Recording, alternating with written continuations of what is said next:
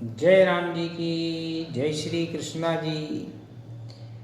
देखिए, सृष्टि के आरंभ से ही सृष्टि के रचयिता ने इस पूरे ब्रह्मांड को कर्म प्रधान बनाया है और इस धरती के प्रत्येक प्राणी को उसके कर्मों के अनुसार फल प्राप्त होता है। इसी क्रम में हम सभी लोग जानते हैं कि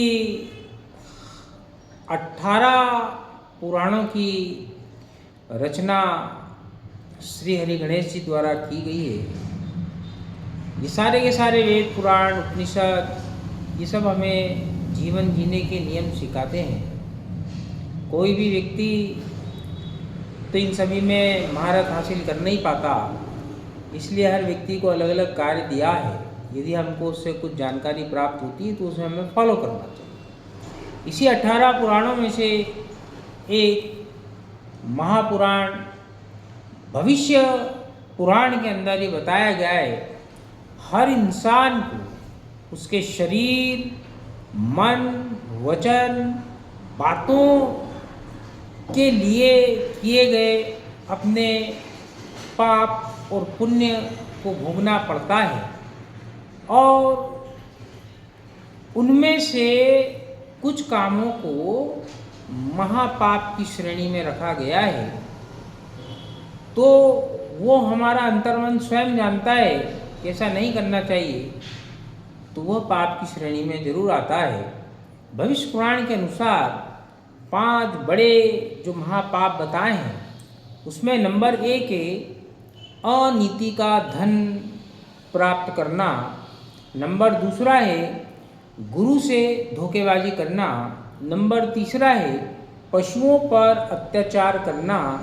नंबर 4 है शराब का सेवन करना और नंबर 5 है चोरी करना। हम सब जानते हैं कि यह 5 कार्य ठीक नहीं है, महापाप की श्रेणी में है, फिर भी जाने अनजाने हमारा एक बड़ा तबका इन कार्यों को करने में संलिप्त है। यदि हमारे इस वीडियो से पूरे विश्व में एक जना भी उसको अमल करके उसको छोड़ देगा तो इस वीडियो की सार्थकता निश्चित ही सिद्ध होगी। देखिए, अब इस पर थोड़ा सा हम प्रकाश डाल लेते हैं। अनीति का धन। अनीति का धन क्या होता है कि ठग कर किसी से हमने पैसे ले लिए अपना प्रभाव दिखाकर कि हम तुम्हारा ये काम कर देंगे और वो काम आप नहीं कर पाते हैं, तो चूँकि आपके मन में तो पैसा ठगने की भावना है तो आप उसको वापस करेंगे नहीं, आपको वापस वो पैसा करना चाहिए। तो इस महापाप से बच सकते हैं। दूसरा, सरकारी पदों पर बैठे हुए आसीन कर्मचारी, अधिकारी जो कि उनके काम करने के लिए ही उनको उस पद पे बैठाया गया है, किंतु उसको करने के एवज में वह धन लेते हैं या अनीतिपूर्वक लिया गया धन है, यह निश्चित ही भयंकर पाप की श्रेणी में आता है।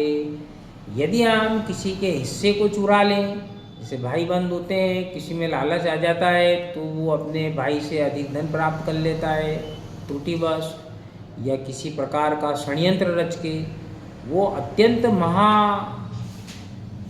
पाप की श्रेणी में आता है। दूसरा, एक और बात है बच्चों, मित्रों, कि आपने धन कमाया, किंतु एक बात ध्यान रखिए, आपके कमाए हुए संपूर्ण धन पर आपका अधिकार नहीं है। वो जो आपने धन कमाया है उसका एक हिस्सा, जो हमारे पुराणों में दशवंत मतलब 10% हिस्सा बताया गया है, वो दान करने योग्य है। उसको आपको दान करना ही चाहिए, अन्यथा यहाँ पर भी महापाप की श्रेणी में आता है। इसलिए हमारे जो पुराने रीति रिवाज जो पूर्वज लोग बना गए हैं कि हमारी बहन बेटियों का विवाह होता है तो उसमें मायरा बढ़ता है, तो इस प्रकार करने से भी वो दान की श्रेणी में आता है। परंतु हमें प्रयास करना चाहिए कि प्रत्येक मास अपनी आय का कुछ हिस्सा निश्चित ही दान पुण्य किया जाए।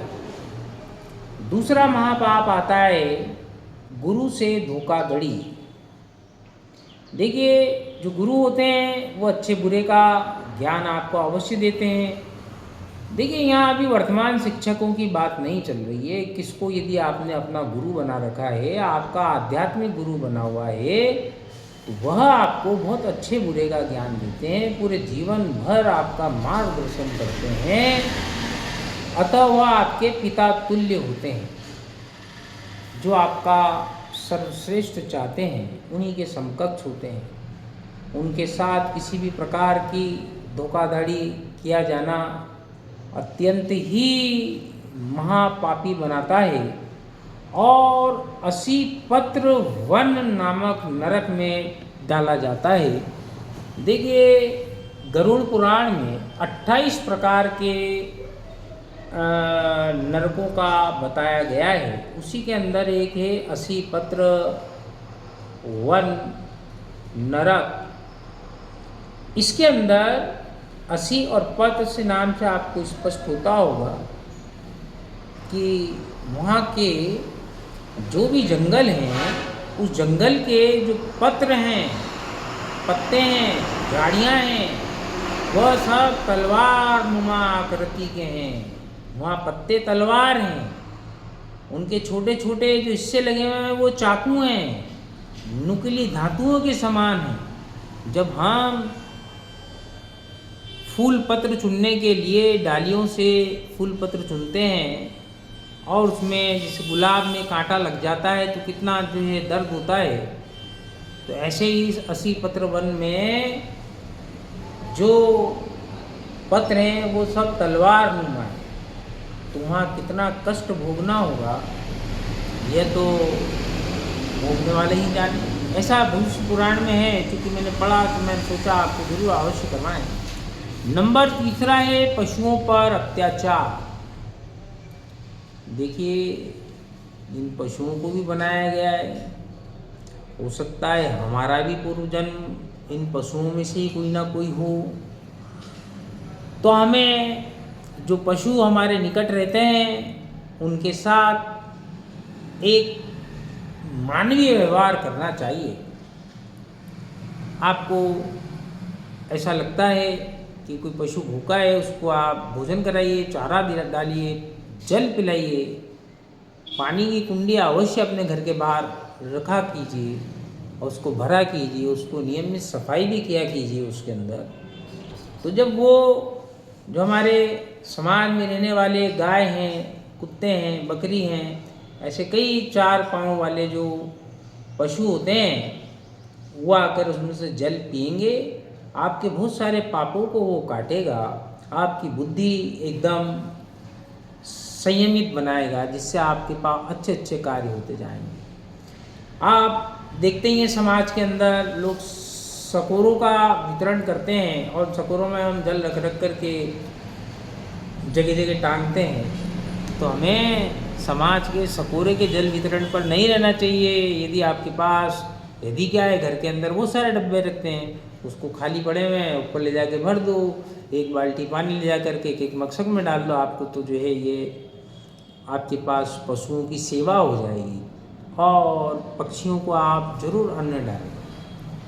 देखिए, पशुओं पर किए गए अत्याचार से कुंभीपाक नामक नरक के अंदर जाना पड़ता है। ऐसा गरुड़ पुराण में बताया गया है कि कुंभीपाक नरक में जाने पर वहाँ सीधे ही यमराज जी महापापी कर्म करने वालों को खोलते हुए तेल में डाल देते हैं। वह उतने वर्षों तक उस खोलते तेल में पड़ा रहता है जितने उस पशु के रोम छिद्र हैं, जिसको कि आपने मारा है या सताया है या यातना दी है। तो आप किसी व्यक्ति ने जाने अनजाने इस प्रकार का कृत्य हो गया है, कितने ही पशु मार दिए हैं, तो फिर उसका भगवान ही बचाए। उसके भी कई उपाय हैं कि जाने अनजाने किसी का वध हो गया हो, किसी को चोट लग गई हो, मानसिक संताप हो गया हो, तो वो ओरा रीडिंग से आता है। क्या करना होता है, तो पाप कट जाते हैं। किसी व्यवस्थित ओरा रीडर पे जाकर के आप जान सकते हैं। फिर आता है मित्रों शराब पीना। शराब के अंदर 3 प्रकार के महापापों का वर्णन किया गया है। देखिए शराब कैसे बनती है ये आप सभी जानते हैं। फलों को सड़ा गलाकर उसमें विभिन्न प्रकार के बहुत सारे कीटाणु उत्पन्न किए जाते हैं, फिर उनको मारा जाता है। सेकंड चीज़, उससे जब नशा आता है तो दूसरे प्रकार के पाप करने लग जाता है व्यक्ति।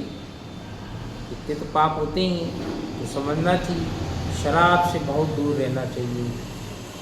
हम जैसे लोगों को नाम लेना भी महापाप ही लगता है। 5वां है चोरी करना। देखिए चोरी करना तो अपने आप में ही हम सब जने जानते हैं महापाप है। किसी की क्यों चोरी करें हम? अरे भगवान ने हमको जन्म दिया है, तो जिस चीज़ की चाह है, जिस चीज़ की अभिलाषा है, उसको अपने कर्मों द्वारा प्राप्त किया जाए, चोरी क्यों की जाए? देखिए चोरी करना कई प्रकार से होती है। ऐसा ही नहीं कि कहीं किसी घर के अंदर हम गए, वहाँ कोई सामान पड़ा था उठा के लिया है, या हमने ताक के रखा कि भाई इसके यहाँ पर कोई नहीं होगा, उस समय जाऊँगा मैं उठा लाऊंगा। शासकीय कार्यों के अंदर भी यदि कोई कर्मचारी अपने समय पर नहीं पहुँचता है और समय से कम कार्य करता है, वो भी चोरी है। अपने कार्य को मन लगा के ना करना, मन वहाँ बैठे हुए वो काम नहीं कर रहे हैं आप, वो भी चोरी है। तो चोरी कई प्रकार की हो सकती है। धन की चोरी, काम की चोरी, नियत की चोरी। देखिए ये मैंने आपको भविष्य पुराण का एक छोटा सा लेखा जोखा बताया है। भविष्य पुराण बहुत बड़ा है। आपको यह अच्छा लगा हो तो लाइक कीजिए, शेयर कीजिए, उनको फॉलो कीजिए। पुराण संबंधी कई बातें हम आपको बताते रहेंगे। बहुत बहुत धन्यवाद। जय जय सीताराम, जय श्री राधेश्याम।